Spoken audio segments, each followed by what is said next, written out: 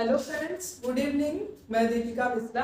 आप सभी का दीपिका एकेडमी में बहुत बहुत स्वागत है। चलिए हम लोग अपनी क्लास को आज स्टार्ट करते हैं। हम लोग का आज हम लोग अपनी क्लास को एक न्यू टॉपिक के साथ स्टार्ट करते हैं। हम लोगों का इसके पहले हम लोगों ने आहार आयोजन, विभिन्न प्रकार के भोज्य समूह हैं, उन सभी के बारे में डिस्कशन किया था। उसको हम लोगों ने कंप्लीट कर लिया था और आज हम लोग का डिस्कशन एक न्यू टॉपिक को लेकर होगा। आज हम लोगों की टॉपिक है दूध यानी मिल्क। क्या है? दूध यानी मिल्क। ओके,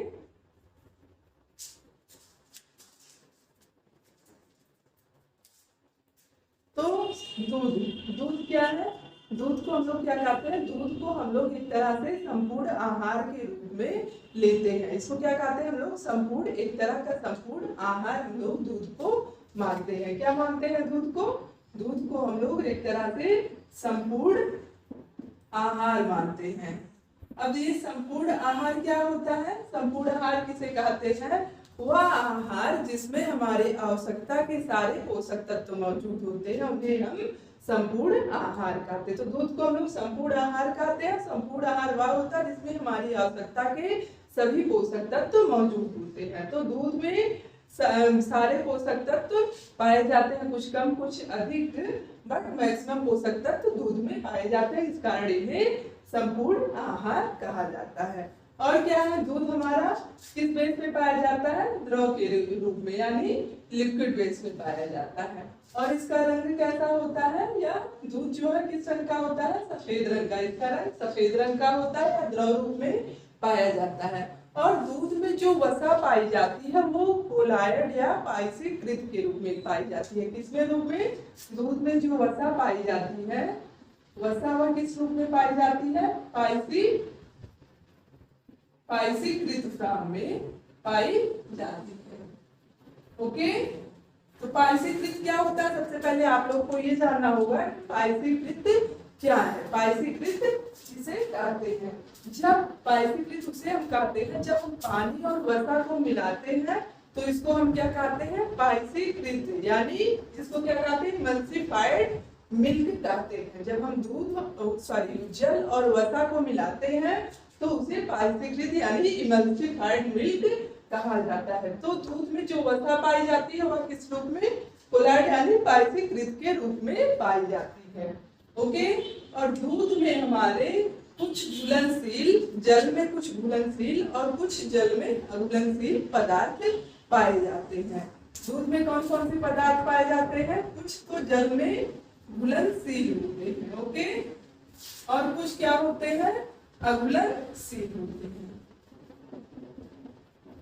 अघुलनशील होते हैं किसमें? जल में।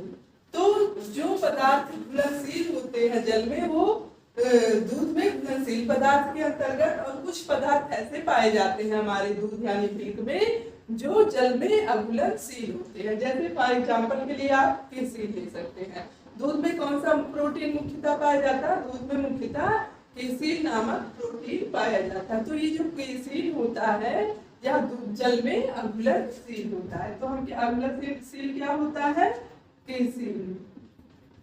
केसीन नामक प्रोटीन जो होता है यह मुख्यतः दूध में पाया जाता है और यह जल में अघुलनशील होता है। वैसे दूध में और भी कई प्रोटीन पाए जाते हैं, बट मुख्यतः जो होता है वह केसीन का होता है, और बाकी जो होते हैं वह जल में घुलनशील होते हैं। तो आई होप कॉन्सेप्ट क्लियर हो गया होगा। कुछ बेसिक चीजें हैं, पहले हम लोग उनको कॉन्सेप्ट को क्लियर करते हुए तब आगे बढ़ते हैं। ओके, तो दूध क्या है? दूध एक तरह से संपूर्ण आहार है। अब दूध जो है यह किस बेस में? हर कोई जानता है लिक्विड बेस में पाया जाता है, यानी द्रव रूप में होता है। और दूध में जो वसा पाई जाती है या पाइसीकृत रूप में पाई जाती है। पाइसीकरण हम किसको कहते हैं? वसा और जल के मिलाने को हम पाइसीकृत यानी क्या बोलते हैं? एमल्सिफाइड मिल्क कहते हैं। और दूध का कलर आप जान ही रहे हैं। और दूध में कुछ घुलनशील और अघुलनशील पदार्थ पाए जाते हैं। जो जल में अघुलनशील होते हैं वह केसीन है, जो दूध में पाया जाता है, केसीन नामक प्रोटीन। ये चीजें तो हमारी हुई दूध की कुछ बेसिक चीजें हैं, कॉमन चीजें हैं जिनको आप सभी को जानना चाहिए। अब हम लोग दूध के संगठन के बारे में देखेंगे। किसके बारे में? दूध का संगठन। ओके, आई होप अभी तक जितना बताया मैंने आप लोगों का कॉन्सेप्ट क्लियर हो गया होगा, समझ में आ गया होगा। अब हम लोग दूध के संगठन के बारे में देखेंगे। इसका दूध का संगठन। अब इसका संगठन किस आधार पर किया गया है? दो आधार पर। पहला, द्रव रूप में इसका संगठन किसमें? द्रव रूप में होता है, और दूसरा ठोस के रूप में। द्रव रूप का मतलब क्या हुआ? या तरल रूप में इसमें पदार्थ पाए जाते हैं, और कुछ पदार्थ क्या होते हैं जो हमारे ठोस रूप में दूध में पाए जाते हैं। तो तरल रूप में, वैसे तो दूध तो लिक्विड बेस ही आप हर कोई जानता है, दूध हमारा तरल पदार्थ है, बट इसमें जो पदार्थ पाए जाते हैं वो कुछ तरल रूप में पाए जाते हैं और कुछ ठोस रूप में पाए जाते हैं। जो तरल रूप में पाए जाते हैं उनकी मात्रा कितनी है? उनकी मात्रा 87.25% होती है। तो तरल रूप में जो पदार्थ पाए जाते हैं दूध में, उनकी मात्रा 87.25% होती है। और ठोस में जो पाए जाते हैं, बाकी के जितने बचे 100% में 87.25, ये हमारा द्रव हो गया। बाकी के जितने कितने बचेंगे? 12.75%। कितना होगा? ठोस रूप में जो पाए जाते हैं 12.75%। तो दूध में हमारे कुछ पदार्थ तरल रूप में पाए जाते हैं जो 87.25% होते हैं, और कुछ पदार्थ हमारे ठोस रूप में पाए जाते हैं जो 12.75% रूप में होते हैं। अब इन ठोस पदार्थों के अंतर्गत हमारा क्या आता है? ठोस पदार्थ के अंतर्गत हमारा जैसे प्रोटीन हो गया, विटामिन हो गया, मिनरल्स हो गया, फैट हो गया, कार्बोज हो गया, ये सारी चीजें हमारी ठोस पदार्थ के अंतर्गत आती हैं। कौन कौन सी हुई? प्रोटीन, विटामिन, और क्या? मिनरल्स। मिनरल्स हो गए हमारे, और क्या हुआ? फैट हुआ, और क्या हुआ? कार्बोज हुआ। ओके, कार्बोज। तो ये सारी चीजें हमारी ठोस रूप में पाई जाती है। द्रव रूप में सबसे अधिक मात्रा में क्या पाया जाता है? द्रव रूप में पदार्थ पाए जाते हैं जिनकी मात्रा 87.25% होती है। और ठोस रूप में जो पदार्थ पाए जाते हैं उनके अंतर्गत हमारे प्रोटीन, फैट्स, विटामिन, मिनरल्स, कार्बोज, ये सारी चीजें ठोस रूप में पाई जाती हैं। उनकी मात्रा 12.75% होती है। ओके, तो दूध के संगठन के बारे में ये कुछ हमने बताया, ये समझ में आया।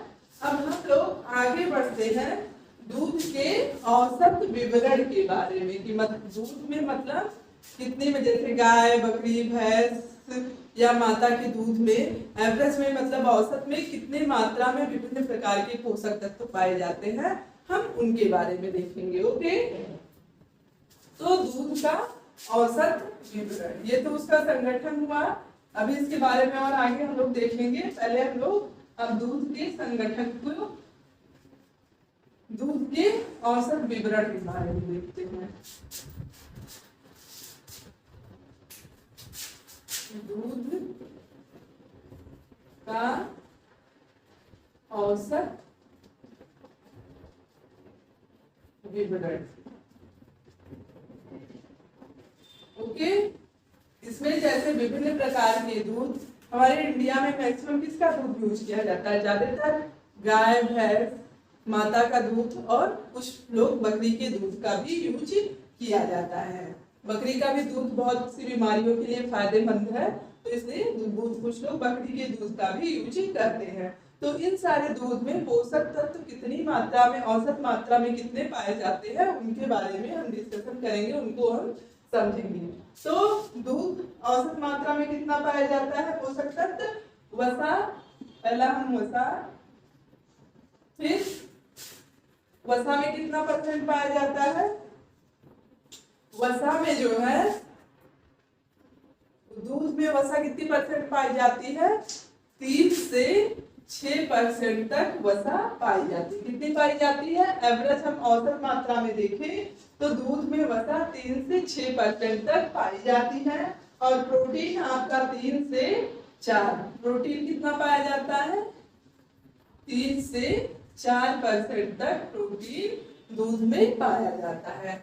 और तीसरी चीज आपकी लैक्टोज, जिसको हम शर्करा कहते हैं, और लैक्टोज को हम दुग्ध की शर्करा भी कहा जाता है। जैसा कि हमने कार्बोहाइड्रेट वाले चैप्टर में आप लोगों को बताया था कि लैक्टोज हमारा क्या है?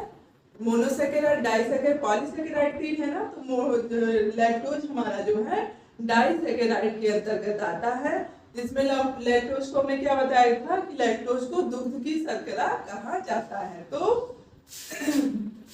लैक्टोज यानी शर्करा कितनी मात्रा में कार्बोज पाया जाता है? 4 से 5%। लैक्टोज कितना पाया जाता है? 4 से 7% तक लैक्टोज पाया जाता है। किसमें? दूध में पाया जाता है। और खनिज जो होता है, खनिज लवण जिसे हम मिनरल्स कहते हैं, ऐस कहते हैं, भस्म भी कहते हैं, ये कितनी मात्रा में पाया जाता है? 0 से 7% तक पाया जाता है। कितना पाया जाता है? 0 से 7% तक मिनरल्स दूध में पाए जाते हैं। अगर एवरेज में औसतन पूछता है तो 0 से 7% तक पाए जाते हैं हमारे मिनरल्स। और पानी जो है यानी जल, ये कितना पाया जाता है? 85 से 87% तक जल पाया जाता है। दूध में कितना पाया जाता है? 85 से 87 या 88% तक जल पाया जाता है। तो जल की मात्रा दूध में ज्यादा होती है, इसी कारण लिक्विड बेस में होता है। तो ये दूध का औसत विवरण है। इसको आप लोग के, अगर आप लोग टॉपिक वाइज इसको धीरे धीरे समझते चलिए तो इसको रटने की जरूरत नहीं है, बहुत इजीली आपको ये आपका ये तैयार हो जाएगा। तो बस जितना बता रहे हैं उसको केयरफुली सुनते रहिए, नोट करना चाहे तो नोट कर सकते हो। ओके, तो ये दूध का औसत विवरण है। ये पूछ भी सकता है कि दूध में औसतन कितनी मात्रा में वसा पाई जाती है, कितनी मात्रा में लैक्टोज यानी शर्करा यानी कार्बोज पाया जाता है, तो 4 से 7% तक पाया जाता है। तो ये इतनी चीजें जो है औसत विवरण है दूध का, इसको आप लोग माइंड में रखे रहिए अच्छे से। तो दूध में वसा कितनी पाई जाती है? 3 से 6% तक, और प्रोटीन 3 से 4%, और लैक्टोज 4 से 7%, और खनिज जो है 0 से 7% तक पाया जाता है। खनिज जो है ऐस के रूप में भी लिख सकता है, भस्म के रूप में भी, इन सभी नामों से जाना जाता है। इस कारण आप लोग इसको याद रखिएगा कि किन किन नामों से जाना जाता है। और जल कितना पाया जाता है? 85 से 88% तक मिल्क में जल पाया जाता है। तो जल की मात्रा सबसे अधिक होती है। ओके, तो ये प्रोटीन, वसा, ये सारे खनिज, ये सारे हमारे किस रूप में है? दूध के ठोस रूप में पाए जाते हैं। ओके, तो इतने सारे औसत विवरण हैं इसके। मुझे नहीं लगता ये बहुत टफ है याद करना। इसको आप लोग जनरली बहुत इजीली याद रख सकते हैं कि कितनी मात्रा में पाया जाता है। ये औसत विवरण है इसका।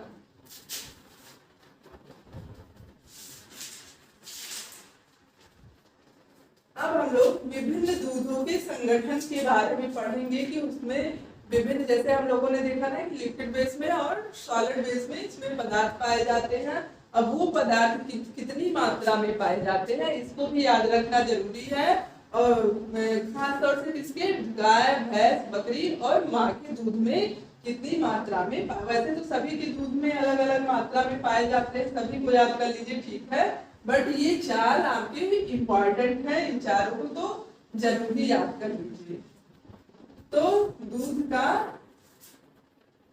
विभिन्न दूध का संगठन, विभिन्न दूध का संगठन, वो तो हमने आपको एक औसत मात्रा बताई। मान लीजिए पूछता है तो औसतन दूध में वसा कितनी पाई जाती है, या दूध में प्रोटीन औसत मात्रा में कितनी पाई जाती है, तो आप उनको लिखेंगे। अब विभिन्न प्रकार के दूधों में विभिन्न पोषक तत्व कितनी मात्रा में पाए जाते हैं, इनको भी आप सभी नोट कर लीजिए। वैसे इसको चार्ट बनाना इस पे थोड़ा उतना इजी नहीं रहेगा, बट मैं बना रही हूँ, आप लोग नोट करना चाहें तो नोट कर लीजिए। तो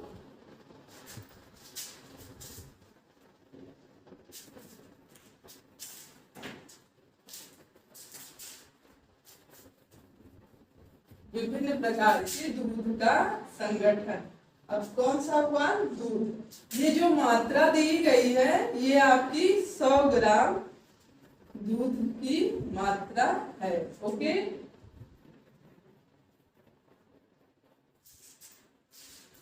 जल ये ग्राम में पाया जाएगा। जल के बाद आपका क्या हुआ? प्रोटीन। प्रोटीन के बाद वसा। वसा के बाद खनिज, कार्बोज, खनिज। ओके, अब आपका कार्बोज। उसके बाद ऊर्जा यानी कैलोरी। इसका क्या सूचक है? मापक कैलोरी है। और ये सारे आपके किसमें है? कार्बोज। ये सारे आपके ग्राम में है।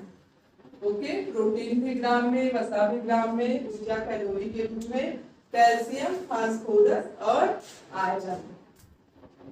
और क्या बचा आपका? कैल्शियम, कैल्शियम, फास्फोरस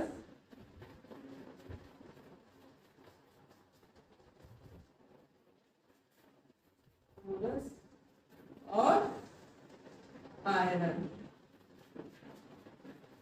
अब ये सारे, ये सब तो आपके ग्राम में पाए जाते हैं। ये जो, क्योंकि ये माइक्रोन्यूट्रिएंट है तो ये मिलीग्राम में पाए जाते हैं। किसमें? मिलीग्राम में।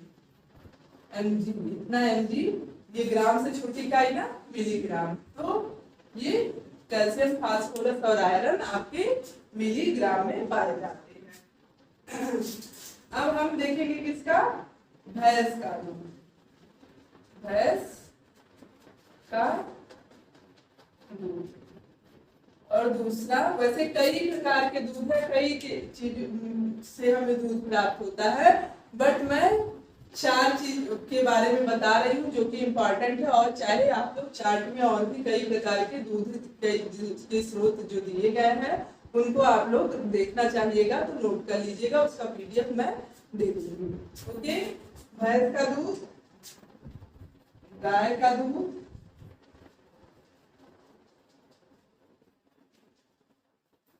बकरी का दूध,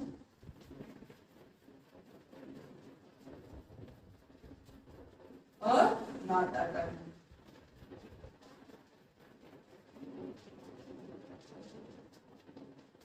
बच्चे के लिए माँ का दूध सबसे इम्पोर्टेंट होता है। माँ का पहला दूध यानी पीला दूध।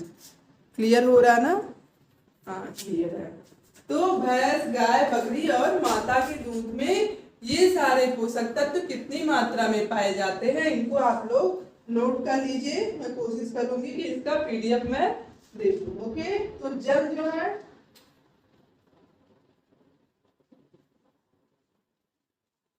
ये ग्राम में पाए जाते हैं। कितना? 81.0 ग्राम। और गाय के दूध में 87.5 ग्राम। और बकरी के दूध में कितना पाया जाता है? 86.8 ग्राम।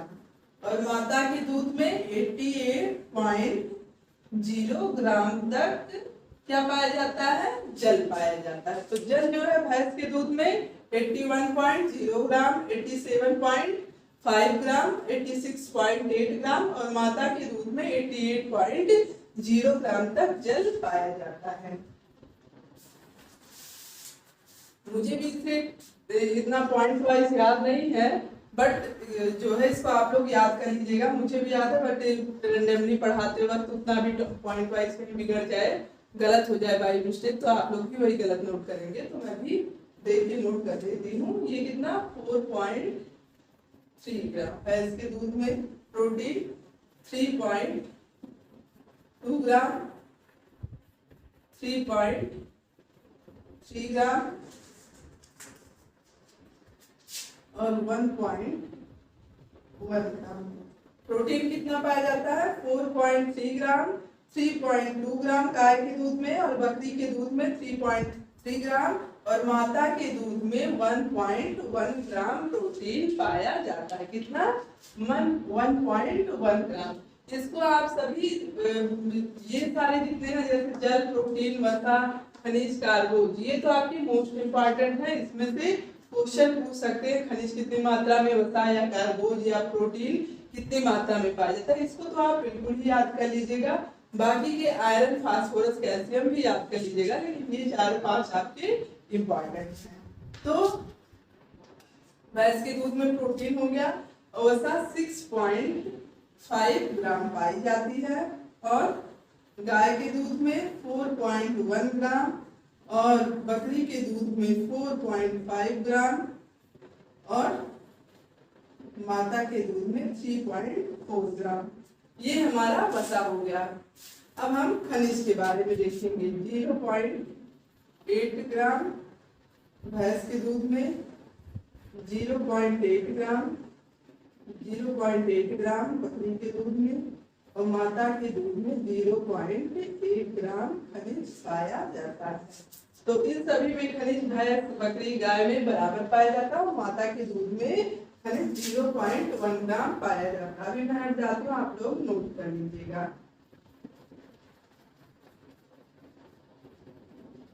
4.6 ग्राम, 7.4 ग्राम। ये आपका क्या है कार्बोज है। और ऊर्जा 100, 17, 67, 72 और 65 कैलोरी पाई जाती है। कैल्शियम आपका 210, 120, 170 और 28 मिलीग्राम। और फास्फोरस आपका हुआ 130, 90, 120 और आयरन जो होगा आपका 0.2, 0.3 और माता के दूध में आयरन नहीं पाया जाता है। ओके, तो दूध के विभिन्न स्रोत हैं जिन माध्यमों से हम गधी के दूध से भी हम दूध प्राप्त करते हैं, गधी से भी, बट वो हमारे लिए उतना इम्पोर्टेंट नहीं है जितना ये चारों इम्पोर्टेंट है। कौन सा? भैंस का दूध, गाय का दूध, बकरी का दूध और माता का दूध। इसको आप सभी केयरफुली पढ़ लीजिएगा, अपने माइंड में इसको रखिएगा। मेनली कौन कौन से? ये 4-5 जो है आपकी कार्बोज, खनिज, वसा, प्रोटीन, जल, इन सभी को तो बिल्कुल याद रखिएगा और इन सभी को भी याद कर लीजिएगा, बट ये मोस्ट इम्पोर्टेंट है। तो भैंस के दूध में जल कितनी मात्रा में पाया जाता है? 81.0% और गाय के दूध में 87.5%, बकरी के दूध में 86.8% और परसेंट नहीं, ग्राम पाया जाता है। किसमें? ये हम मात्रा जो लिखेंगे 100 ग्राम दूध में 100 ग्राम प्रति ग्राम मात्रा में जो दूध में पोषक तत्व पाए जाते हैं उनको लिखिए, ना कि 1000 ग्राम। यानी 1 लीटर दूध का मैंने नहीं लिखा है, ये हम बस 100 ग्राम दूध में कितनी मात्रा में विभिन्न पोषक तत्व पाए जाते हैं इसको लिखा है। तो माता के दूध में 88.0 ग्राम जल पाया जाता है। और प्रोटीन कितना पाया जाता है? भैंस के दूध में 4.3 ग्राम, गाय के दूध में 3.2, बकरी के दूध में 3.3 और माता के दूध में कितना पाया जाता है? 1.1। और वसा हमारी भैंस के दूध में 6.5, गाय के दूध में 4.1, बकरी के दूध में 4.5 और माता के दूध में 3.4। और ऐसे सारी है जिनको आप नोट करना चाहिए। 210 है। मिलीग्राम। कैल्शियम आपका मिलीग्राम में, फास्फोरस मिलीग्राम में और ऊर्जा कैलोरी में पाई जाती है, ऐसा आप सब लोग जानते होंगे। और माता के आयरन जो होता है दूध में ना के बराबर या बहुत, ना के बराबर या नहीं पाया जाता है, बहुत ही कम मात्रा में दूध पाया जाता है, आयरन पाया जाता है किसमें, दूध में। तो गाय के दूध में, भैंस के दूध में कितना पाया जाता है, 0.2, 0.2 और बकरी के दूध में 0 से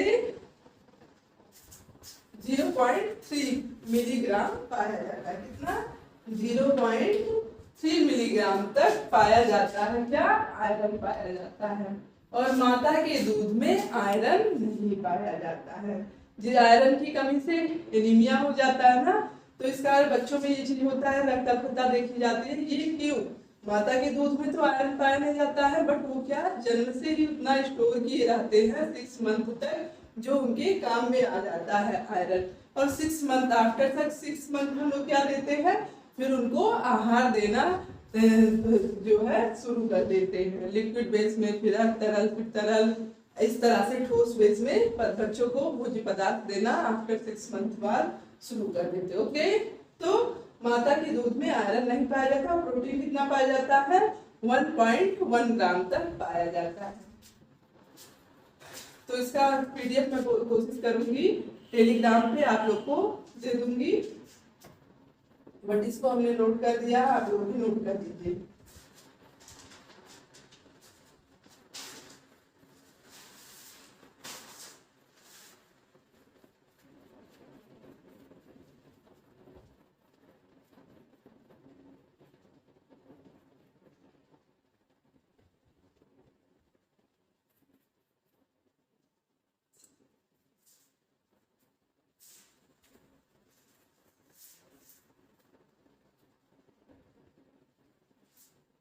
अब हम लोग विभिन्न पोषक, दूध में जो पोषक तत्व पाए जाते हैं उनके बारे में पढ़ेंगे। इसको मैं मिटा दे रही हूँ, आप लोग वीडियो को पॉज करके नोट करना होगा तो नोट कर लीजिएगा।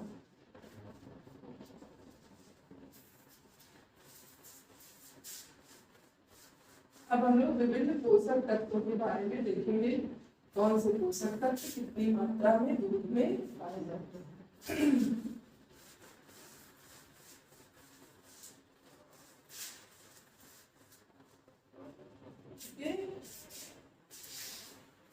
तो दूध में सबसे पहले क्या हम देखेंगे, प्रोटीन। क्या देखेंगे, दूध में प्रोटीन कौन से पाए जाते हैं। तो दूध में मुख्यतः हमने अभी बताया ना कि दूध में मुख्यतः कौन सा प्रोटीन पाया जाता है, जो जल में अघुलनशील होता है, केसीन नामक प्रोटीन पाया जाता है। दूध में प्रमुख, दूध का प्रमुख प्रोटीन क्या है, केसीन है। ओके, मुख्य रूप से दूध में केसीन नामक प्रोटीन पाया जाता है। और यह केसीन जो है दूध में कैल्शियम और फास्फोरस के संयुक्त रूप में पाया जाता है। किसमें, केसीन दूध में कैल्शियम तथा फास्फोरस के साथ संयुक्त रूप में पाया जाता है। केसीन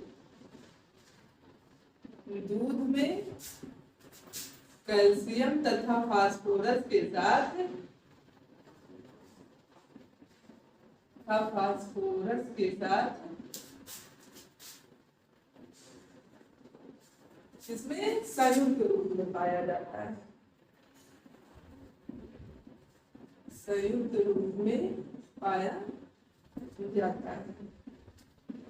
ओके, अब दूध में जो है प्रोटीन की मात्रा कितनी होती है, दूध में औसतन प्रोटीन 3 से 4% तक पाया जाता है। वो जो हमने लिखवाया अलग अलग प्राप्ति के स्रोत के आधार पर कि गाय के दूध में कितना, माता के दूध में कितना, बकरी के दूध में कितना प्रोटीन पाया जाता है, वो हमने अलग अलग मात्रा में दिखाई।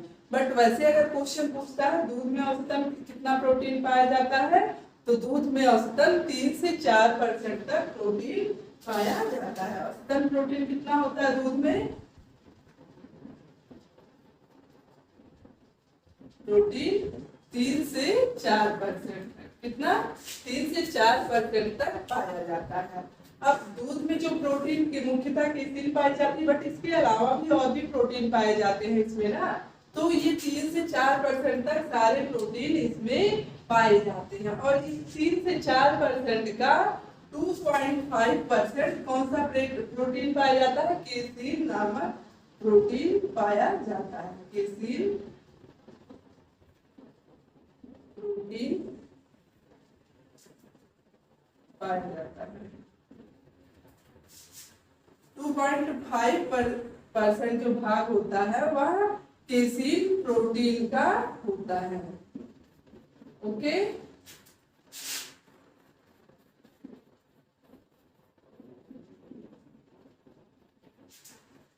किसका होता है? तो दूध में कुल कितने प्रोटीन कितनी मात्रा में औसतन प्रोटीन पाई जाती है? 3 से 4%।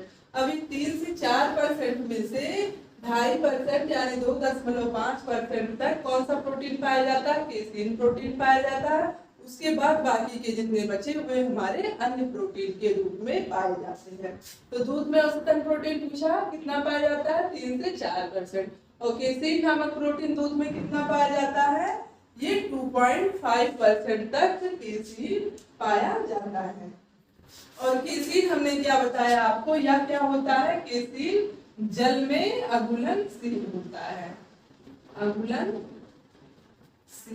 केसीन हमारा क्या है? जल में अघुलनशील होता है। और दूध में सभी प्रकार के आवश्यक अमीनो एसिड पाए जाते हैं। कौन कौन से? सभी के प्रकार के। हमने बताया था ना कि आवश्यक अमीनो एसिड और अनावश्यक अमीनो एसिड होते हैं। तो दूध में जो होते हैं सभी प्रकार के आवश्यक अमीनो एसिड पाए जाते हैं, बट जो है सल्फर युक्त अमीनो एसिड दूध में नहीं पाया जाता। कौन सा नहीं पाया जाता? सल्फर युक्त अमीनो एसिड नहीं पाया जाता। तो दूध में सभी आवश्यक अमीनो एसिड पाए जाते हैं। आवश्यक अमीनो एसिड पाए जाते हैं,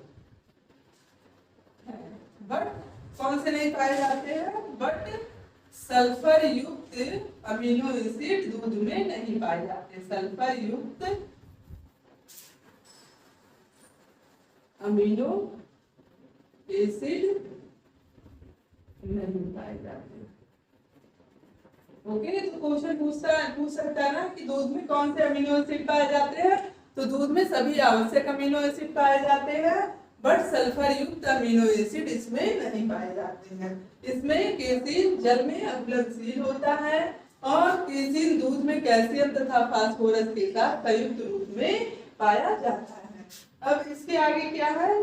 इसमें जो है लाइसिन और थ्रियोनिन और ग्लूटानिक एसिड जो होता है यह सबसे अधिक मात्रा में पाया जाता है। कुछ अमीनो आवश्यक अमीनो एसिड तो पाए जाते हैं, बट उसमें से कुछ सर्वाधिक मात्रा में पाया जाता है। कौन सा? लाइसिन, थ्रियोनिन और ग्लूटामिक एसिड। कौन कौन से अधिक सर्वाधिक मात्रा में पाए जाते हैं? लाइसिन, थ्रियोनिन और ग्लूटामिक एसिड जो है यह सर्वाधिक मात्रा में पाया जाता है।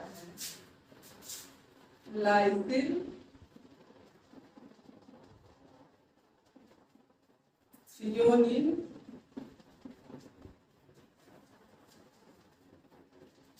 और ग्लूटामिक क्या है? ग्लूटानिक एसिड। ग्लूटामिक एसिड सर्वाधिक मात्रा में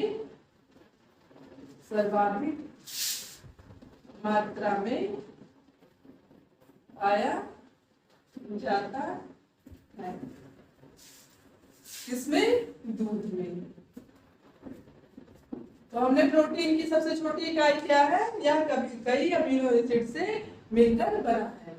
तो दूध में कौन सा? सभी आवश्यक अमीनो एसिड पाए जाते हैं, जिसमें लाइसिन, थ्रियोनिन और ग्लूटामिक एसिड सर्वाधिक मात्रा में पाया जाता है। और क्या है इसमें? इसके अतिरिक्त ल्यूसिन और वेलिन नामक एसिड भी पाया जाता है। कौन सा? ल्यूसिन और वेलिन नामक एसिड भी इसके अंतर्गत दूध में पाया जाता है। और दूध में जो है केसीन 3 रूपों में पाया जाता है। दूध में जो केसीन होता है, वैसे तो केसीन कई रूपों में पाया जाता है, बट दूध में जो केसीन पाया जाता है वह कितने रूपों में? 3 रूपों में पाया जाता है। दूध में केसीन 3 रूपों में पाया जाता है। अब ये 3 रूप कौन कौन से हैं? पहला हमारा अल्फा, अल्फा केसीन, दूसरा हमारा है बीटा केसीन, और तीसरा हमारा है गामा केसीन। तो दूध में 3 रूपों में केसीन पाया जाता है, अल्फा केसीन, बीटा केसीन और गामा केसीन। इन तीनों रूपों में यह पाया जाता है। और दूध का बायोलॉजिकल वैल्यू कितना होता है? यह 90% तक होता है। बायोलॉजिकल वैल्यू किसका होता है? प्रोटीन का होता है। तो दूध का बायोलॉजिकल वैल्यू कितना है? दूध का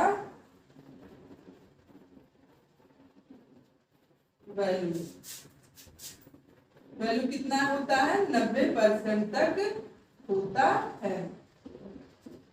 बायोलॉजिकल वैल्यू किसका निकाला जाता है? प्रोटीन का।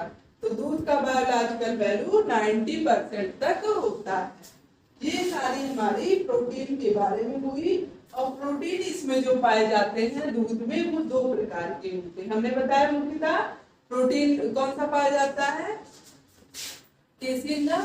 तो ये सारी चीजें आपके प्रोटीन के अंतर्गत ही आ रही हैं। अब लास्ट हमारा प्रोटीन के अंतर्गत क्या है?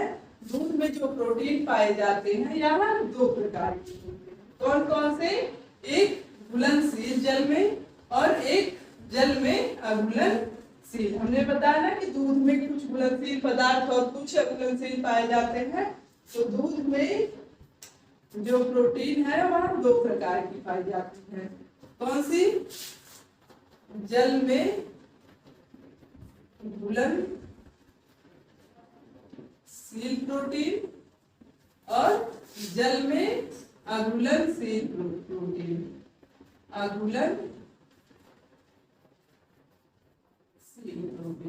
अब जल में अघुलनशील हमने बताया ना, केसीन जो है वह जल में अघुलनशील होता है। तो जल में अघुलनशील के अंतर्गत कौन सी प्रोटीन आएगी? केसीन नामक प्रोटीन आएगा। अब जल में घुलनशील प्रोटीन आपके कौन कौन से हैं? या 4 प्रकार के हैं। पहला आपका हुआ alpha lactalbumin, alpha lactalbumin. Okay, ये आपका पहला हुआ। दूसरा आपका है सीरम एल्ब्यूमिन, सीरम एल्ब्यूमिन। और तीसरा आपका होगा पेप्टोन्स,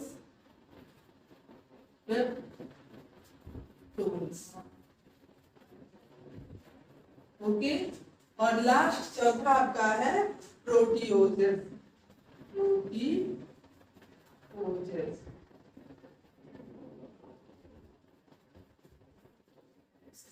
तो हमने बताया प्रोटीन, दूध में जो प्रोटीन पाए जाते हैं वह 2 प्रकार के होते हैं। एक जल में घुलनशील प्रोटीन और एक जल में अघुलनशील प्रोटीन। जल में घुलनशील जो प्रोटीन है वह 4 प्रकार के हैं दूध में जो पाए जाते हैं। पहला आपका हुआ अल्फा लैक्टोएल्बुमिन, दूसरा आपका सीरम एल्बुमिन और तीसरा आपका पेप्टोन्स हो गया, पेप्टोन्स। और चौथा लास्ट आपका प्रोटीओजेस होता है। तो ये जो है दूध के प्रोटीन है। हमने बार बार बताया दूध में मुख्यतः केसीन नामक प्रोटीन पाया जाता है। अब ये क्वेश्चन पूछता भी है कि दूध में मुख्यतः कौन सा प्रोटीन पाया जाता है, तो आप केसीन बताते हैं। केसीन क्या है? जल में घुलनशील या अघुलनशील है, तो यह जल में अघुलनशील होता है। और क्या होता है? केसीन किन रूपों में पाया जाता है? 3 रूपों में दूध में, अल्फा बीटा और गामा केसीन। तो ये हमारे प्रोटीन हुए। प्रोटीन कितनी मात्रा में पाए जाते हैं। और केसीन प्रोटीन को ही हम कौन सा प्रोटीन कहते हैं? फास्फोप्रोटीन कहते हैं। केसीन प्रोटीन को फास्फोप्रोटीन भी कहा जाता है। केसीन को क्या कहा जाता है? फास्फोप्रोटीन भी कहा जाता है। केसीन को क्या कहा जाता है? फास्फोप्रोटीन। तो ये हमने प्रोटीन के बारे में देखा। अब आगे हम कार्बोहाइड्रेट के बारे में देखेंगे। कार्बोहाइड्रेट यानी CHO, दूध में CHO, इसको क्या कहते हैं? कार्बोहाइड्रेट। तो हमने बताया ना, औसतन दूध में कितनी मात्रा में कार्बोज पाया जाता है? 4 से 7%। कितनी मात्रा में दूध में पाया जाता है? 4 से 7% तक कार्बोज पाया जाता है। और कार्बोज जो है यह माता के दूध में सबसे अधिक मात्रा में पाया जाता है। किसके दूध में? माता के दूध में। माता के दूध में CHO सबसे अधिक मात्रा में पाया जाता है। सबसे अधिक मात्रा में पाया जाता है। माता के दूध में कार्बोज क्या होता है? सबसे अधिक मात्रा में पाया जाता है। और दूध की जो शर्करा यानी जो कार्बोज पाया जाता है उसको क्या कहते हैं? दूध की शर्करा को लैक्टोज कहा जाता है। दूध की शर्करा को लैक्टोज कहते हैं। यानी दूध में जो शर्करा पाई जाती है वह क्या होती है? लैक्टोज होती है। दूध की शर्करा हमारी क्या है? कार्बोज ही तो है। तो दूध की शर्करा को हम क्या कहते हैं? लैक्टोज। लैक्टोज कहते हैं। ओके। लैक्टोज कैसा होता है? लैक्टोज मीठा होता है। कैसा होता है? लैक्टोज स्वाद में मीठा होता है। कैसा होता है लैक्टोज? या स्वाद में कैसा होता है? मीठा होता है। ओके। तो दूध की शर्करा को लैक्टोज कहा जाता है। या दूध की शर्करा किसे कहा जाता है? लैक्टोज को दूध की शर्करा कहा जाता है। दूध में लैक्टोज नामक शर्करा पाई जाती है। ये सारे इतने सारे क्वेश्चन आपके इस एक लाइन से बन सकते हैं। ओके। और माता के दूध में सबसे अधिक CHO पाया जाता है। और जब इसको अधिक टेम्परेचर पर हम गर्म करते हैं तो इसका रंग कैसा हो जाता है? भूरा। अधिक तापक्रम पर गर्म करने पर रंग कैसा हो जाता है? भूरा हो जाता है। आप लोग पूरा लाइन कंप्लीट कर लीजिएगा, लिखिएगा, बट मैं इतना बता देती हूँ कि अधिक तापक्रम पर जब हम दूध को गर्म करते हैं तो क्या होता है? यह भूरा हो जाता है। और क्या है? दूध से दही किस बैक्टीरिया से बनता है? लैक्टोबैसिलस नामक जीवाणु द्वारा दूध से दही बनता है। अब हम लोग वसा के बारे में, ये तो हमारा CHO हो गया। अब हम लोग फैट यानी वसा के बारे में देखेंगे।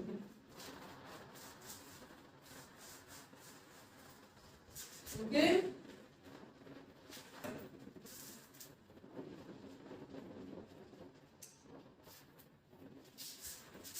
वसा यानी फैट।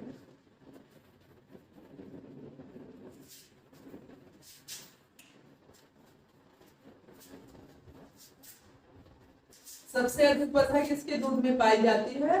भैंस के दूध में सबसे अधिक मात्रा में वसा पाई जाती है। किसके दूध में? भैंस के दूध में वसा। ये क्या इंडिकेट करता है? अधिकता का। तो भैंस के दूध में वसा सबसे अधिक मात्रा में पाई जाती है। और सबसे कम मात्रा में किसके दूध में वसा पाई जाती है? तो वो ह्यूमन मिल्क यानी माता के दूध में सबसे कम मात्रा में वसा पाई जाती है। माता के दूध में सबसे कम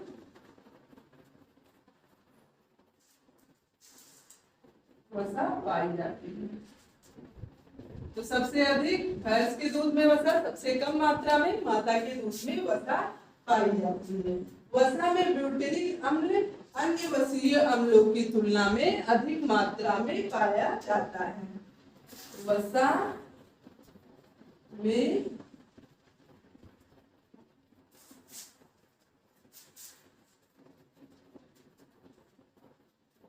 अन्य वसीय अम्लों के अनुपात में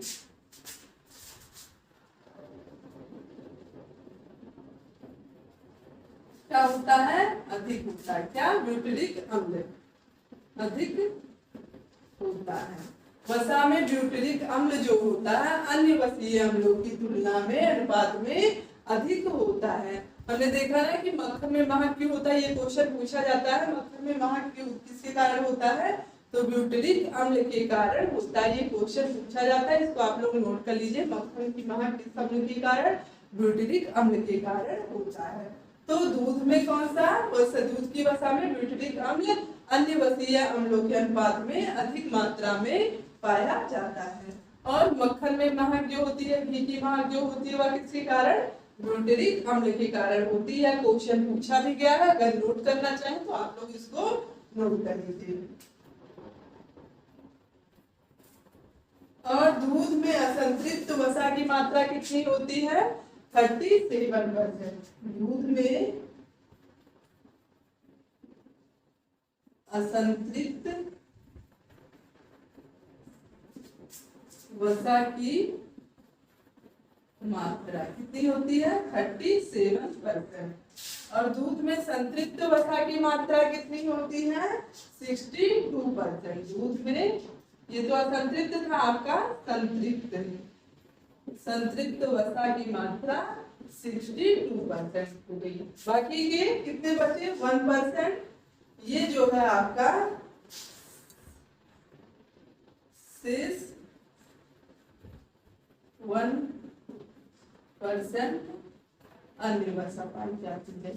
ये आपका असंतृप्त 37% और संतृप्त 62% वसा पाई जाती है दूध में, संतृप्त वसा। और बाकी का 1% जो हुआ वह अन्य में पाया जाता है। तो ये आपका हुआ वसा। वसा सबसे अधिक मात्रा में भैंस के दूध में, सबसे कम मात्रा में माता के दूध में। ब्यूटेरिक अम्ल जो है वसा में, दूध की वसा में सबसे अधिक मात्रा में पाया जाता है, जिस कारण से मक्खन में महक या घी में महक या खुशबू होती है। अब हम लोग खनिज लवण के बारे में देखेंगे। बात समझ में आ रही है?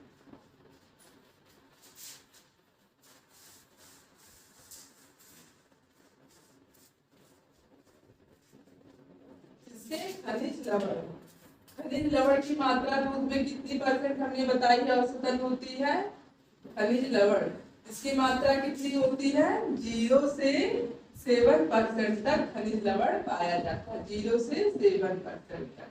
क्या, दूध में खनिज की मात्रा 0 से 7% तक होती है। इसमें जो है कैल्शियम फास्फोरस की मात्रा सर्वाधिक मात्रा में होती है। कैल्शियम दूध में कौन सा सबसे अधिक पाया जाता है, कैल्शियम और फास्फोरस नामक खनिज लवण, फास्फोरस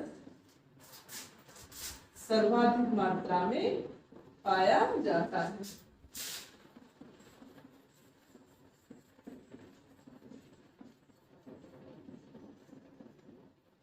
तो इस तरह से दूध से, मिल्क से आपके कई क्वेश्चन पूछे जाते हैं। तो इसलिए आप लोग इसको टॉपिक वाइज जैसे मैं बताते चल रही हूँ केयरफुली पढ़िए, बस इसी से आपका कॉन्सेप्ट क्लियर हो जाएगा। ओके, अगर नहीं कुछ समझ में आता तो आप लोग उसको पूछ सकते हैं। तो कैल्शियम और फास्फोरस जो है दूध में सर्वाधिक मात्रा में पाया जाता है, या हमारे अस्थियों और दांतों के लिए महत्वपूर्ण होता है, या हमारे वृद्धि और विकास में भी सहायक होता है। और आयरन जो होता है यानी लोहा जो होता है दूध में बहुत कम मात्रा में या ना के बराबर पाया जाता है, बहुत कम मात्रा में। ओके, तो दूध में आयरन यानी लोहा बहुत कम मात्रा में, कैल्शियम और फास्फोरस अधिक मात्रा में पाया जाता है। और कुल औसतन खनिज कितना पाया जाता है, 0 से 7% तक दूध में खनिज पाया जाता है। अब ये हमारे तो हुए पोषक तत्व, प्रोटीन, फैट, कार्बोज, इन सभी के बारे में हमने देखा। अब हम क्या देखेंगे, दूध में विभिन्न प्रकार के एंजाइम्स भी पाए जाते हैं। कौन कौन से हैं वो? हमारे 7 प्रकार के एंजाइम हैं जो दूध में पाए जाते हैं। अब हम उन एंजाइम के बारे में जो दूध में पाए जाते हैं उनका क्या कार्य है, उनके बारे में डिस्कशन करेंगे। ओके, तो दूध में जो एंजाइम पाए जाते हैं,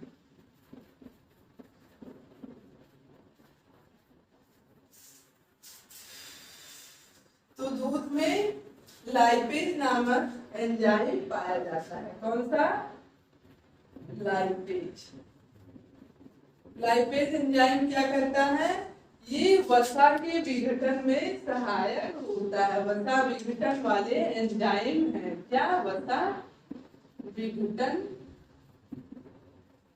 वाला एंजाइम, इसको क्या कहते हैं? वसा विघटन वाला एंजाइम कहते हैं। यह जो है वसा के विघटन में सहायक होता है, यानी वसा के पाचन में लाइपेज नामक एंजाइम सहायक होता है। वसा के पाचन में कौन सा सहायक होता है? वसा के पाचन में सहायक कौन सा एंजाइम? लाइपेज। ये भी क्वेश्चन कई बार पूछा गया है कि वसा के पाचन में कौन सा एंजाइम सहायक होता है, तो लाइपेज नामक एंजाइम वसा के पाचन में सहायक होता है। यह क्या है? दूध में जो वसा पाई जाती है उसके विघटन में यह सहायक होता है। तो ये हमारा लाइपेज हो गया। दूसरा हमारा गैलेक्टेज। गैलेक्टेज, जिसको हम क्या कहते हैं? गैलेक्टेज।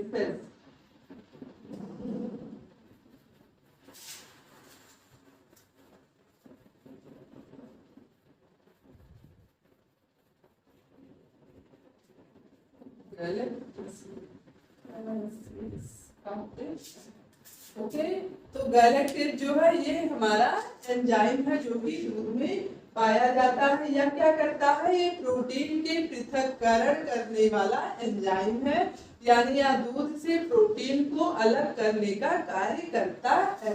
यह एंजाइम गैलेक्टेज क्या करता है? दूध से प्रोटीन को अलग यानी पृथक करने वाला यह एंजाइम है। दूध से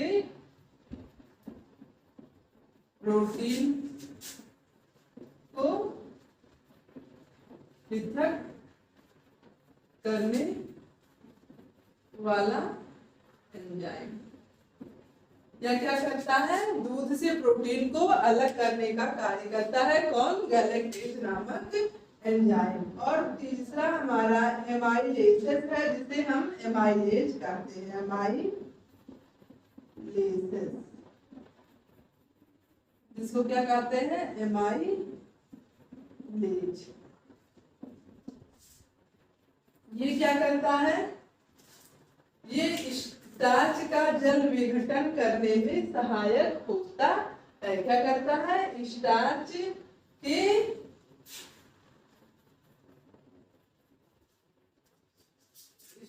का जल विघटन करने वाला एंजाइम है। किसका? स्टार्च का जल विघटन करने वाला एंजाइम। ओके, तो क्या करता है एमाइलेज? लाइपेज और एमाइलेज में कंफ्यूज मत होइएगा। लाइपेज क्या करता है? वसा के पाचन में सहायक होता है, वसा के विघटन का कार्य करता है। और एमाइलेज हमारा जो है यह स्टार्च का जल विघटन करने वाला एंजाइम है। यह स्टार्च के जल विघटन में सहायक होता है। जलीय विश्लेषण को, स्टार्च के जलीय विश्लेषण को हम क्या कहते हैं? हाइड्रोलाइजिंग। क्या कहते हैं? हाइड्रोलाइजिंग।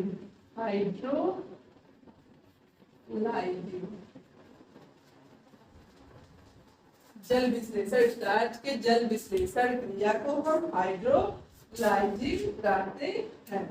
ये क्या करता है? स्टार्च के जल विघटन में हमारा एमाइलेज सहायक होता है। और चौथा हमारा कैटालेज है। कैटालेज या क्या है, या भी दूध में पाया जाने वाला एक प्रकार का एंजाइम है जो हाइड्रोजन पेरोक्साइड पर अपनी प्रतिक्रिया करता है। किस पे करता है कैटालिस? हाइड्रोजन हाइड्रोजन पेरोक्साइड पर अपनी प्रतिक्रिया करता है। तो कैटालिस्ट क्या करता है? हाइड्रोजन पेरोक्साइड पर अपनी प्रतिक्रिया करता है, जो कि दूध में पाया जाने वाला एंजाइम है। पांचवा हमारा लैक्टोज का या दूध की शर्करा है, लैक्टोज का जल अपघटन करता है। लैक्टोज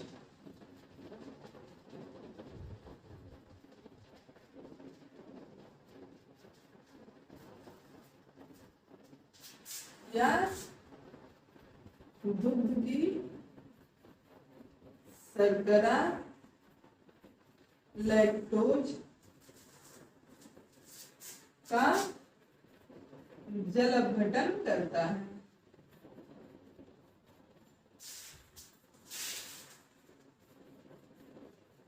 लैक्टोज क्या करता है? यह जल अपघटन करता है। किसका? दूध की शर्करा लैक्टोज का जल अपघटन करता है। और छठवां हमारा है फास्फेटेसेस। इसको मैं मिटा देती हूँ, वीडियो को पॉज करके आप लोग नोट कर लीजिएगा।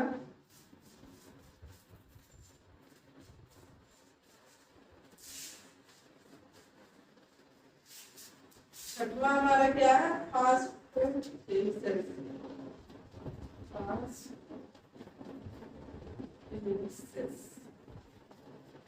या भी क्या है? फास्फेटेसेस यह दूध में पाया जाने वाला एक प्रकार का एंजाइम है। यह एंजाइम फास्फोरिक एसिड अणुओं को विखंडित करने का कार्य करता है। किसको? यह फास्फोरिक अणुओं को विखंडित करने का कार्य करता है। क्या करता है?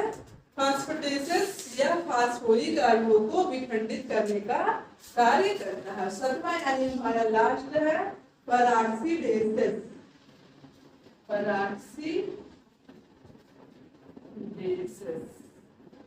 ये भी क्या हमारा दूध में पाया जाने वाला एंजाइम है। यह स्वाद वाला एंजाइम है, यह स्वाद देने का कार्य करता है। पेरॉक्सीडेसेस क्या है? यह स्वाद वाला एंजाइम है। ओके, पेरॉक्सीडेसेस यह स्वाद वाला एंजाइम है, यानी यह स्वाद प्रदान करने का कार्य करता है।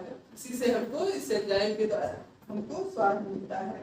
तो दूध में ये विभिन्न प्रकार के एंजाइम हैं जो पाए जाते हैं, जिनके अपने अलग अलग कार्य हैं। जिस तरह से विभिन्न पोषक तत्व पाए जाते हैं, उसी तरह से दूध में विभिन्न प्रकार के एंजाइम पाए जाते हैं, जिनका अलग अलग प्रकार का कार्य है। कोई वसा के विघटन का, वसा को पचाने का कार्य करता है, कोई प्रोटीन के पृथक्करण का कार्य करता है। इस तरह से विभिन्न एंजाइमों के कार्य। अब हम लोग ये सारे तो हमारे दूध की संरचना, संगठन, विभिन्न पोषक तत्वों के बारे में देखा। अब हम लोग देखेंगे दूध के प्रकार के बारे में। दूध मार्केट में विभिन्न प्रकार के दूध पाए जाते हैं, तो हम लोग दूध के प्रकार के बारे में देखेंगे कि दूध कितने प्रकार के होते हैं, इनके बारे में हम लोग विश्लेषण करेंगे।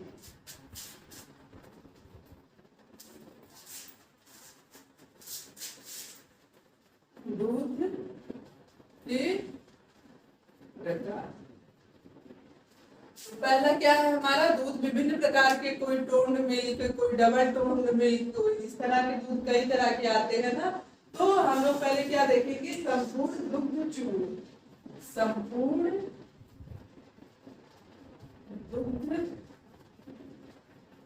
चूर्ण, इसको क्या कहते हैं? Whole milk powder. Whole milk powder. Okay, अभी सभी के बारे में मैं बताऊंगी। पहले जितने दूध है उनके प्रकार के बारे में आप लोग नोट कर लीजिए।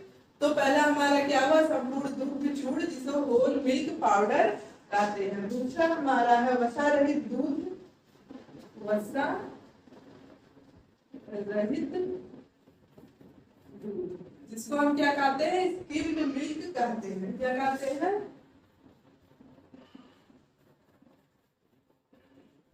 Skimmed milk. वसा रहित दूध को क्या कहते हैं, स्किम्ड मिल्क दूध कहते हैं। तीसरा हमारा है परिष्कृत दूध, परिष्कृत दूध जिसको परिष्कृत दूध को हम लोग क्या कहते हैं, टोन्ड मिल्क। कौन सा मिल्क, टोन्ड मिल्क। ओके, परिष्कृत दूध को क्या कहते हैं, टोन्ड मिल्क कहते हैं। और चौथा हमारा कौन सा है, double toned milk, double toned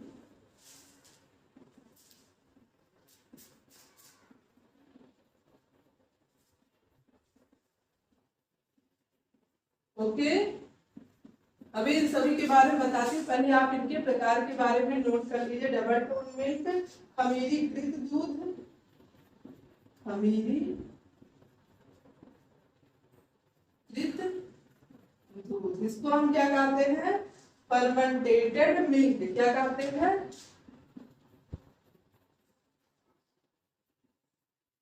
फर्मेंटेटेड milk. Okay, खमीरीकृत दूध को क्या कहते हैं, फर्मेंटेटेड दूध कहते हैं। वाष्पीकृत दूध, वाष्पीकृत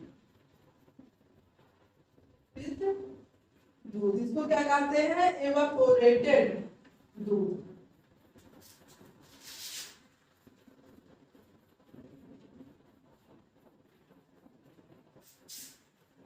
मिल्क, एवापोरेटेड मिल्क। और सातवां हमारा क्या है, गाढ़ा दूध जिसको हम कंडेंस्ड मिल्क कहते हैं। गाढ़ा दूध,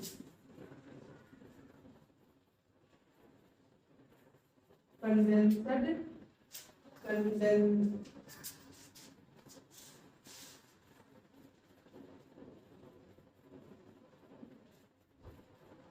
कंडेंस्ड मिल्क कहते हैं। सातवां आठवां लास्ट हमारा है दुग्ध चूर्ण, दुग्ध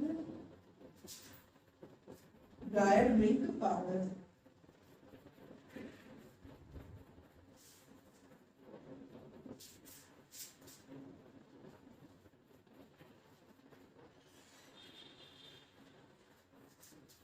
ये हमारे दूध के 8 प्रकार हैं। लास्ट हमारा ड्राइड मिल्क पाउडर यानी दुग्ध चूर्ण है। तो दूध हमारे कितने प्रकार के, 8 प्रकार के। संपूर्ण दूध जिसको होल मिल्क पाउडर कहते हैं, वसा रहित दूध जिसको स्किम्ड मिल्क कहते हैं, परिष्कृत दूध जिसको टोन्ड मिल्क कहते हैं, डबल टोन्ड मिल्क, खमीरीकृत दूध जिसको फर्मेंटेड मिल्क कहते हैं, और वाष्पीकृत दूध जिसे एवापोरेटेड मिल्क कहते हैं, गाढ़ा दूध जिसको कंडेंस्ड मिल्क कहते हैं, और दुग्ध चूर्ण जिसको ड्राइड मिल्क पाउडर कहते हैं। अब हम लोग इनके बारे में देखेंगे।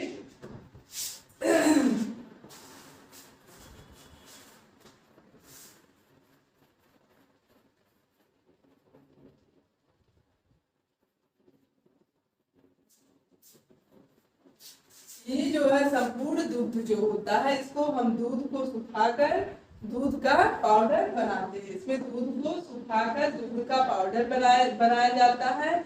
और इस दूध में जो है गाय के दूध से, गाय के ताजे दूध से लगभग या 8 गुना ज्यादा गाढ़ा होता है। गाय का जो ताजा दूध होता है उससे लगभग या 8 गुना ज्यादा गाढ़ा दूध होता है हमारा संपूर्ण दूध चूर्ण। ये क्या होता है, यह दूध को सुखाकर बनाया जाता है।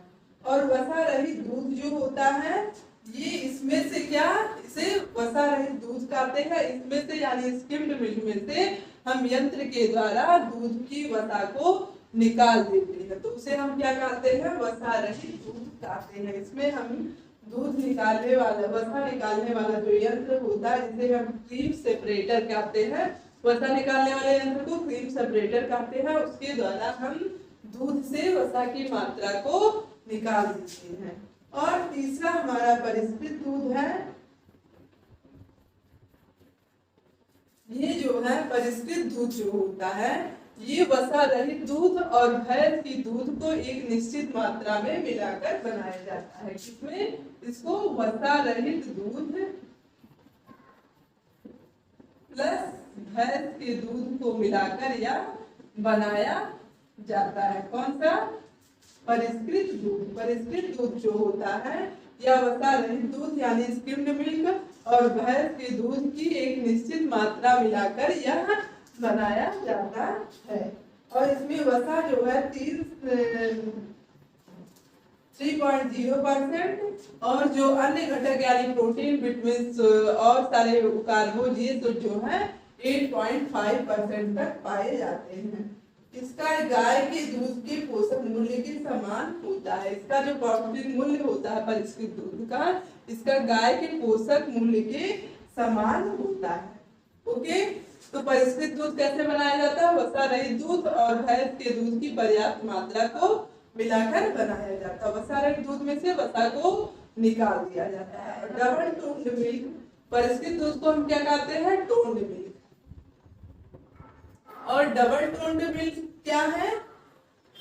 इस दूध की मात्रा, इस दूध में वसा की मात्रा को अत्यंत कम कर दिया जाता है। डबल टोन्ड मिल्क में क्या होता है?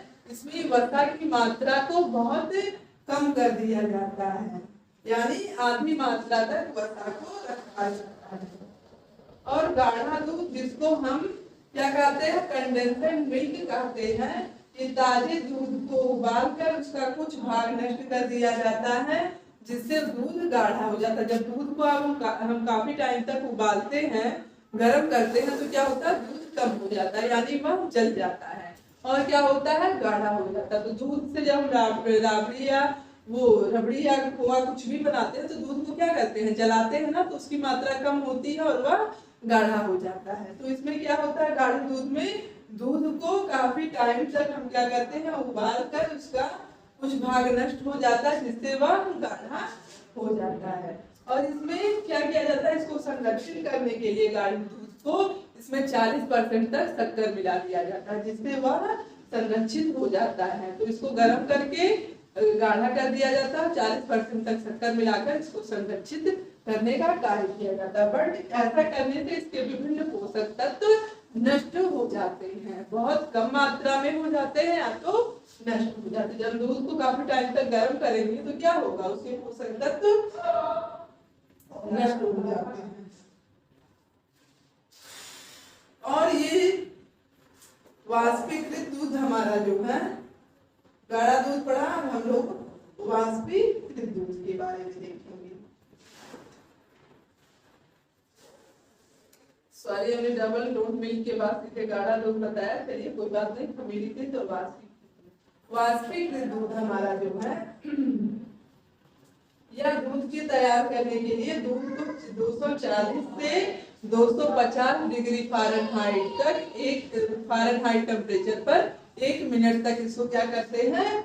गर्म करके जीवाणु रहित किया जाता है। कितने दूध को कितने टेम्परेचर पर? 240 से 250 डिग्री फ़ारेनहाइट टेम्परेचर पर इसको 1 मिनट तक गर्म करके जीवाणु को क्या किया जाता है?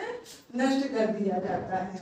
और इस दूध में वसा, अन्य ठोस पदार्थ जो है 25.9% पाए जाते हैं। अन्य ठोस पदार्थ और वसा 7% तक पाए जाते हैं। किसमें? वाष्पीकृत दूध यानी इवापोरेटेड मिल्क में यह क्रिया होती है। किसमें? 240 से 250 डिग्री फ़ारेनहाइट तक 1 मिनट तक इसको गर्म करके, यानी हाई टेम्परेचर पर 1 मिनट तक गर्म करते हैं, जिससे उसके बैक्टीरिया मर जाते हैं। और पांचवा हमारा खमीरीकृत यानी फर्मेंटेड मिल्क है। इसमें क्या होता है? दूध को अम्ल या जीवाणु द्वारा खमीरीकृत करके खट्टा किया जाता है। किसके द्वारा? खमीरीकृत दूध में अम्ल या जीवाणु द्वारा जो है इसको खमीरीकृत करके खट्टा किया जाता है, जिससे खमीरीकृत दूध कहते हैं। या दूध दो प्रकार का होता है, एक कल्चर मिल्क और दूसरा हमारा फर्मेंटेड मिल्क। एक मिनट इसको मैं मिटा देती हूँ, आप लोग सबके बारे में नोट कर लीजिएगा। मैं बता रही हूँ खमीरीकृत दूध के बारे में, लास्ट हमारा दूध चूर्ण बचा है। तो पहले बात खमीरीकृत दूध के प्रकार के बारे में देख ले। इसको मैं बस वैसे आप लोग को बता दे रही हूँ जिससे आप लोग समझ जाइए, क्योंकि इसका पीडीएफ लिखा हुआ जितना इसके अंतर्गत आएगा वो मैं आप लोग को पीडीएफ दूंगी, इसलिए इसको नोट नहीं करवा रही हूँ, बस बता दे रही हूँ कि कौन सा दूध में क्या किया जाता है या किस तरह का होता है। इसके अंदर का मैटर जो है मैं पीडीएफ आप लोगों को प्रोवाइड करा दूंगी, इसलिए मैं इसको नोट नहीं कर रही हूँ। तो खमीरीकृत दूध क्या है? खमीरीकृत दूध, इसको हम फर्मेंटेड मिल्क कहते हैं। इसमें क्या होता है, अम्ल और जीवाणु द्वारा खमीरीकृत करके उसको क्या किया जाता है, खट्टा किया जाता है। दूध करके खट्टा कराया जाता है। अम्ल एवं जीवाणु द्वारा खमीरीकृत करके खट्टा किया जाता है किसको, दूध को। और यह खमीरीकृत दूध कितने प्रकार का होता है, दो प्रकार का, कल्चर मिल्क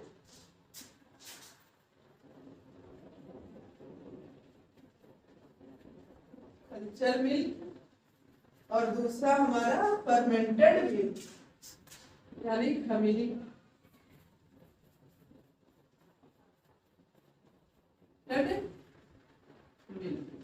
खमीरीकृत दूध कितने प्रकार का होता है, कल्चर मिल्क और फर्मेंटेड मिल्क। कल्चर मिल्क जो होता है इसमें जीवाणु का प्रवेश करा के उसको खट्टा किया जाता है। क्या किया जाता है, जीवाणु का प्रवेश करा के उसको खट्टा किया जाता है किसको, दूध को। इसमें जीवाणु का प्रवेश करा के खट्टा किया जाता है इसको, दूध को। ये हमारा क्या है, कल्चर मिल्क है। इसमें क्या होता है, जीवाणु का प्रवेश करा के उसको खट्टा करने का कार्य किया जाता है। फर्मेंटेड दूध में दही का मक्खन निकालने के बाद बचे पदार्थ को मट्ठे के रूप में प्रयोग किया जाता है, वो फर्मेंटेड मिल्क के अंतर्गत आता है। क्या, मट्ठा हमारा। जैसे दही जो है, दही का मक्खन जो निकालते हैं उसके बाद क्या हमारा आता है, मट्ठा बचता है ना, तो वो फर्मेंटेड मिल्क के अंतर्गत आता है। मट्ठा हमारा कैसा है, फर्मेंटेड मिल्क। दही से मक्खन निकालने के बाद हमको मट्ठा प्राप्त होता है जो फर्मेंटेड मिल्क के अंतर्गत आता है। तो खमीरीकृत जो होता है दूध कितने प्रकार के, दो प्रकार के होते हैं, पहला कल्चर मिल्क और फर्मेंटेड मिल्क। अब आठवां हमारा दुग्ध चूर्ण डायर्ड मिल्क है। दुग्ध चूर्ण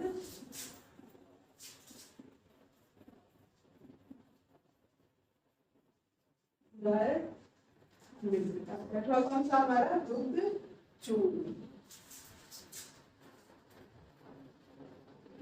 डायर्ड मिल्क। इसमें क्या किया जाता है, इसमें दूध के संपूर्ण जल को सुखा दिया जाता है और उसे दूध के पाउडर के रूप में परिवर्तित कर दिया जाता है। क्या होता है, दूध को उसके जितने जल है, जल की मात्रा जो है उसमें दूध के संपूर्ण जल की मात्रा को सुखा दिया जाता है और दूध को पाउडर के रूप में परिवर्तित कर दिया जाता है।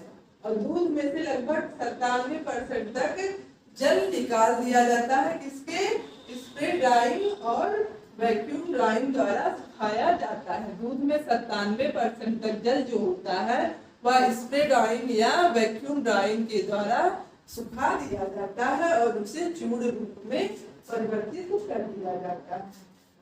ओके, तो इस तरह से हमारे दूध के विभिन्न प्रकार में, दूध हमारे 8 प्रकार के होते हैं। इस सभी के बारे में हमने विस्तृत पूरा डिटेल लिखा नहीं है, बट हमने बता दिया है। आप लोग इसको, आई होप कॉन्सेप्ट क्लियर हो गया होगा। बट इसका जो वो पीडीएफ है उसको मैं प्रोवाइड करा दूंगी। इसका जो ग्राफ हमने बनाया है, जो दूध के संगठन का, विभिन्न प्रकार के दूध में प्रोटीन, वसा, फैट, मिनरल्स वगैरह कितनी मात्रा में पाई जाती है, इसका भी जो है टेलीग्राम पे क्या चार्ट जो है उसको मैं दे दूंगी, तो आप लोग उसके थ्रू उसको नोट कर लीजिएगा। तो इस तरह से दूध का चैप्टर हमारा मोस्ट इम्पॉर्टेंट है, इससे कई तरह के क्वेश्चन पूछे जाते हैं। ओके, जैसे दूध में वसा किस रूप में पाई जाती है, पाइसेकृत रूप में, यानी एमल्सिफाइड मिल्क के रूप में। और क्या दूध में कौन सी मुख्यतः प्रोटीन केसिन पाई जाती है, किस रूप में पाई जाती है, या जल में अघुलनशील होती है। इस तरह से विभिन्न प्रकार के दूध के प्रकार के बारे में कि वो कैसे बनते हैं इनके बारे में पूछा जाता है। और भैंस के दूध में कितनी मात्रा में प्रोटीन, माँ के दूध में कितनी मात्रा में दूध, या माँ के दूध में कितनी मात्रा में आयरन पाया जाता है। तो लोग कंफ्यूज होंगे, माँ के दूध में आयरन नहीं पाया जाता है। ओके, और सारे दूध में भी बहुत कम मात्रा में, ना के बराबर आयरन पाया जाता है। तो सबसे अधिक मात्रा में दूध में फास्फोरस और कैल्शियम पाया जाता है, और केसिन नामक प्रोटीन फास्फोरस और कैल्शियम के साथ संयुक्त रूप में पाई जाती है। तो इस तरह से हम लोगों का आज ये टॉपिक कंप्लीट हुआ दूध का, जो कि हमारा मोस्ट इम्पॉर्टेंट है। इससे कई तरह के क्वेश्चन पूछे जा सकते हैं, इसलिए आप लोग जैसे हमने टॉपिक वाइज आपको बताया, बस केयरफुली वैसे ही अपने माइंड में बनाए रखिएगा। जो नोट करना होगा उसको नोट कर लीजिएगा। ओके, तो नेक्स्ट डे हम लोग फिर नेक्स्ट न्यू टॉपिक के साथ मिलते हैं। तब तक के लिए bye bye, thank you for watching.